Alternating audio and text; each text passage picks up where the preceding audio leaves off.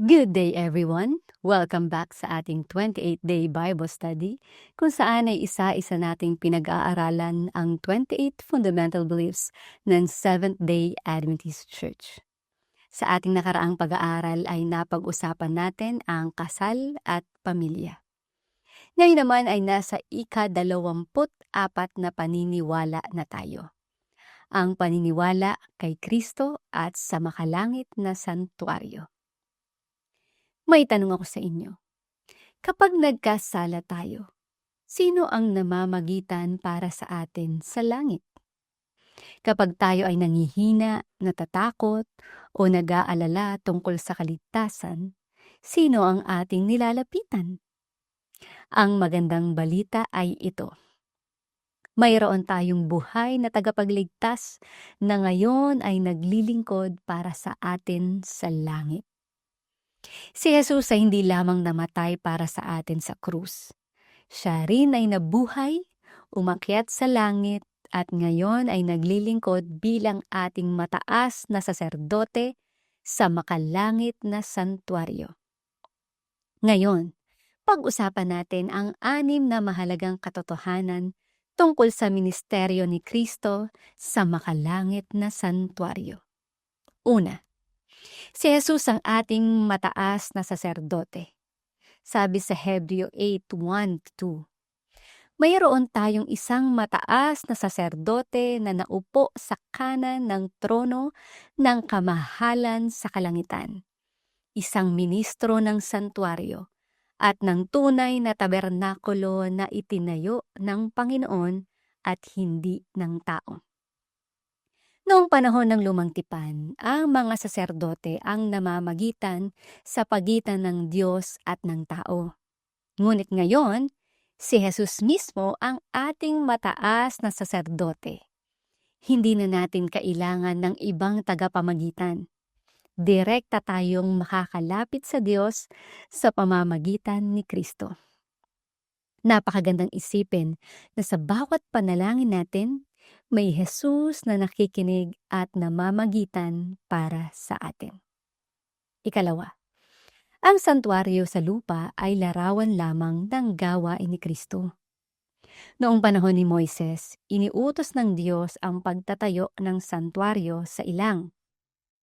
Ngunit ang santuaryong iyon ay larawan lamang ng mas dakilang santuaryo sa langit. Ang bawat bahagi nito ay nagtuturo tungkol kay Jesus.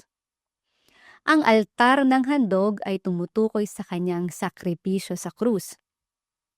Ang mga saserdote ay sumasagisag sa kanyang ministeryo bilang tagapamagitan. At ang kaba ng tipan sa kabanal-banalang lugar ay nagpapaalala ng trono ng Diyos at ng kanyang banal na kautusan. Ipinapakita nito ang buong plano ng kaligtasan ay nakasentro kay Kristo. Ikatlo, ang kamatayan ni Jesus ang naging ganap na handog para sa kasalanan. Noong Lumang Tipan, paulit-ulit na naghahandog ng mga hayop para sa kapatawaran ng kasalanan. Ngunit ang lahat ng iyon ay tumuturo lamang sa darating na Mesyas. Nang dumating si Jesus, siya ang naging tunay na kordero ng Diyos. Sabi sa Juan 1:29, narito ang kordero ng Diyos na nag-aalis ng kasalanan ng sanlibutan. Sa krus, ibinigay niya ang kanyang buhay para sa ating kaligtasan. At dahil sa kanyang sakripisyo, maaari na tayong makatanggap ng kapatawaran at bagong buhay. Ngunit hindi nagtapos ang kanyang gawain sa krus.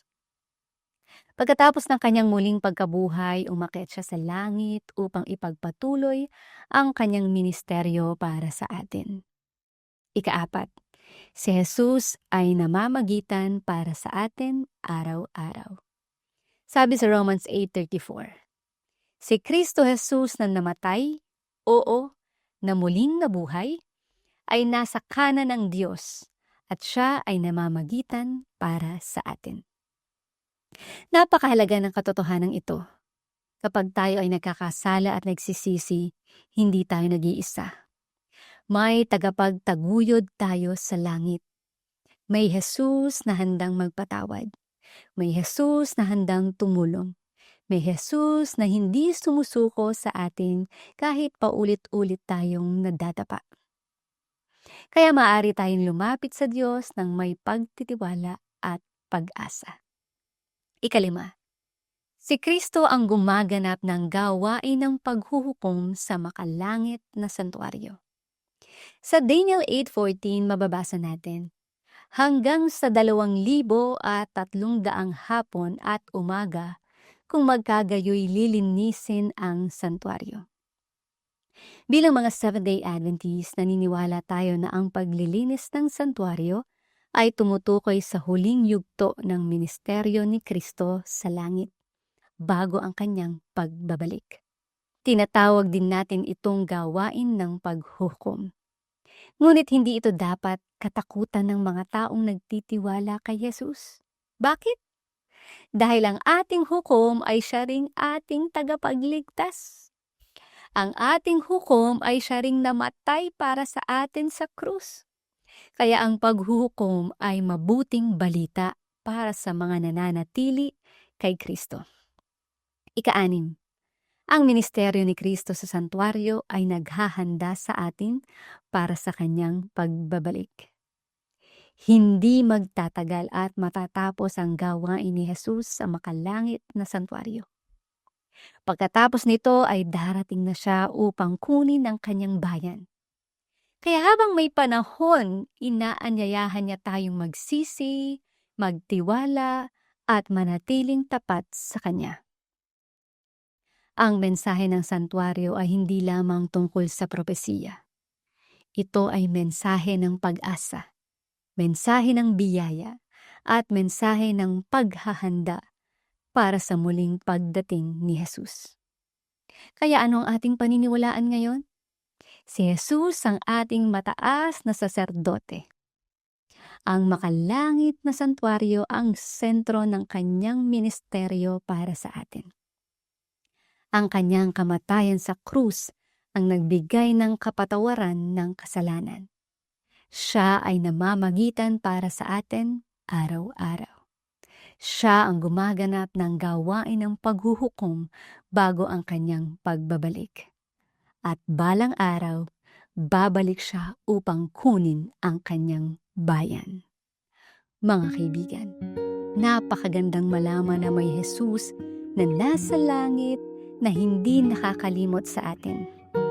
Kapag tayo ay umiiyak, alam niya. Kapag tayo ay nahihirapan, nauunawaan niya. At kapag tayo ay nagkakasala at nagsisisi, handa niya tayong patawarin. Hindi tayo nag-iisa sa ating paglalakbay. May tagapagligtas tayong buhay. May mataas na saserdote tayong nagmamalasakit. At may hari tayong malapit ng bumalik. Kaya huwag tayong mawala ng pag-asa. Ano man ang iyong pinagdaraanan ngayon, tandaan mo na si Jesus ay kumikilos para sa iyo sa makalangit na santuaryo.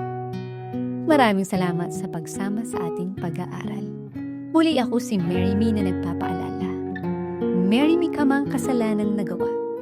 Tandaan mo, si Jesus ay namamagitan para sa atin sa langit at laging nagbibigay ng pagkakataon sa atin para mamuhay ng may kapayapaan, pag-asa, at katiyakan na hindi niya tayo iiwan kailanman.